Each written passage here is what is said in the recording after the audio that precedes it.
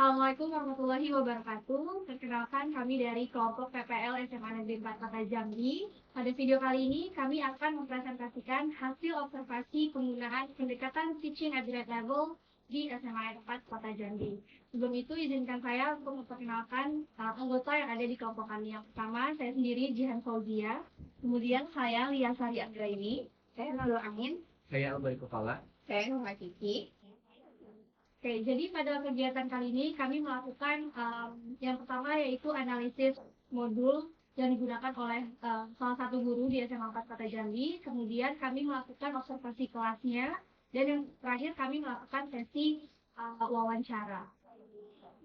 Jadi tujuan dari wawancara dan observasi kami kali ini adalah untuk memahami pendekatan dalam merancang pembelajaran dan juga asesmen. Yang mana fokus observasi dan wawancara ini adalah bagaimana penerapan asesmen awal, pembelajaran berdiferensiasi, serta tantangan apa saja dalam penerapan teaching at the right level.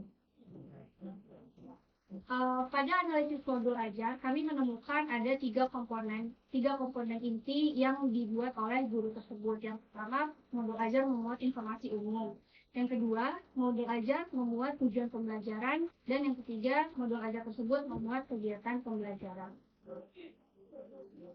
Dan pada saat kami melakukan observasi, kami menemukan bahwa guru tersebut sudah menerapkan pembelajaran berdiferensiasi, di mana ada dua jenis diferensiasi yang diterapkan oleh guru tersebut, yaitu diferensiasi proses dan juga diferensiasi lingkungan.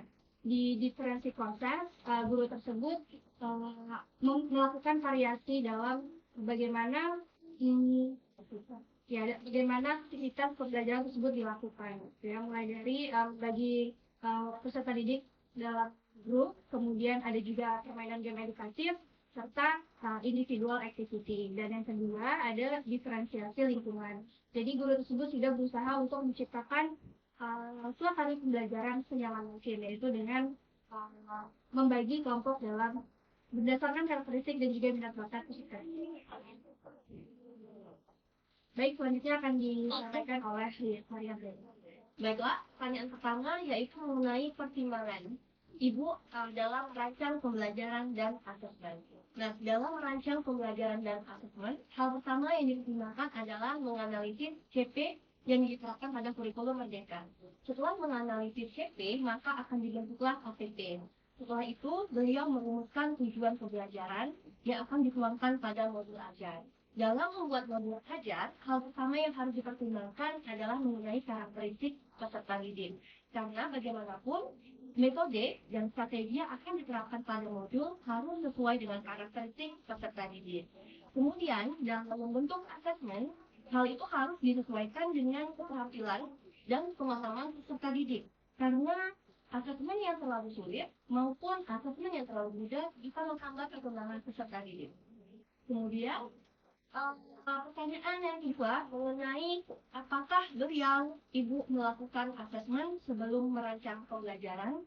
Ya, kami menemukan bahwa beliau melakukan asesmen diagnostik pada awal semester sebelum pembelajaran. Jadi, asesmen ini ditujukan untuk mengetahui minat, bakat, potensi, serta pemahaman awal peserta didik sebelum memasuki materi baru. Baiklah, pertanyaan selanjutnya. Pertanyaan selanjutnya, bagaimana Ibu menganalisis hasil dari asesmen awal yang telah dilakukan? Jadi setelah melakukan asesmen awal, peserta didik itu diklasifikasikan berdasarkan minat, bakat, potensi, dan juga ketertarikan mereka pada suatu hal. Seperti peserta didik yang minat membaca akan dikelompokkan menjadi satu, dan yang menulis kemudian dikelompokkan menjadi satu, dan seterusnya. Kemudian, bagaimana cara Ibu merancang pembelajaran dengan karakteristik peserta didik yang berbeda-beda?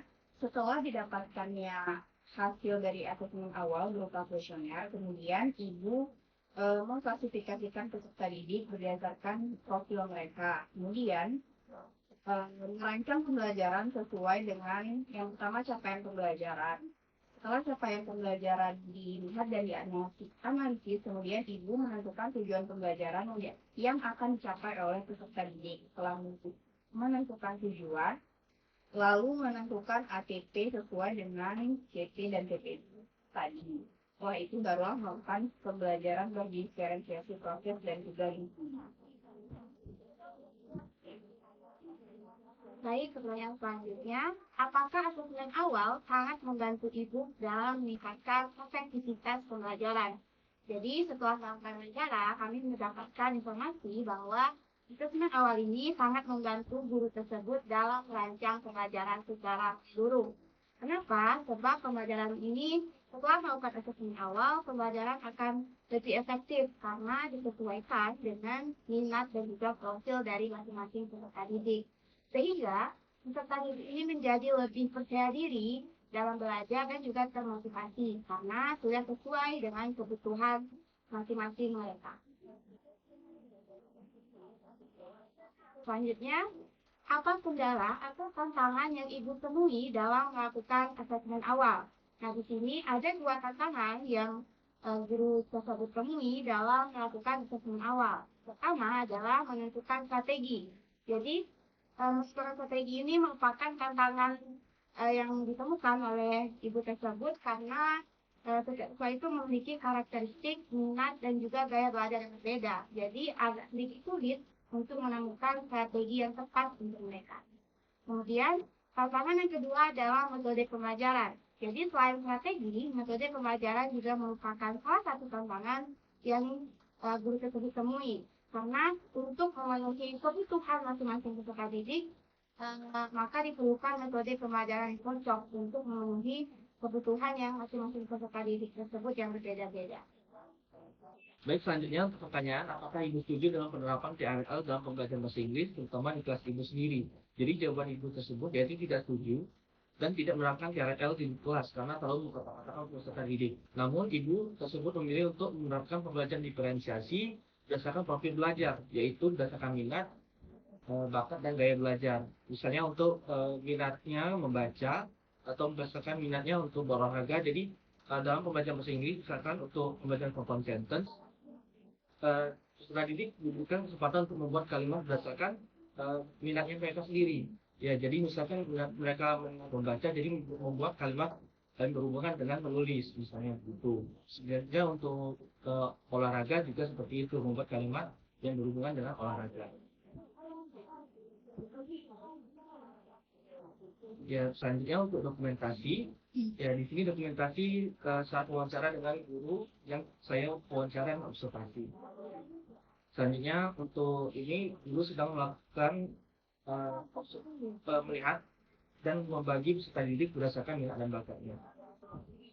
Selanjutnya di sini adalah game edukasi. Jadi game ini diberikan di awal pembelajaran di kelas. Ya ini untuk melihat apakah peserta didik sudah paham mengenai compound sentence atau belum. Selanjutnya ini adalah salah satu cara untuk melihat, yaitu, dan selanjutnya ini adalah presentasi. Di sini mereka mempresentasikan hasil diskusi kelompok mereka yang berdasarkan minat belajar mereka, yaitu seperti contoh sebelumnya untuk minat membaca atau olahraga, dan mereka mempresentasikan hasil kerja kelompok mereka. Ya, sekian. Baiklah, jadi sekian presentasi dari kelompok kami. Apabila ada salah kata dan kekurangan, kami mohon maaf. Assalamualaikum warahmatullahi wabarakatuh.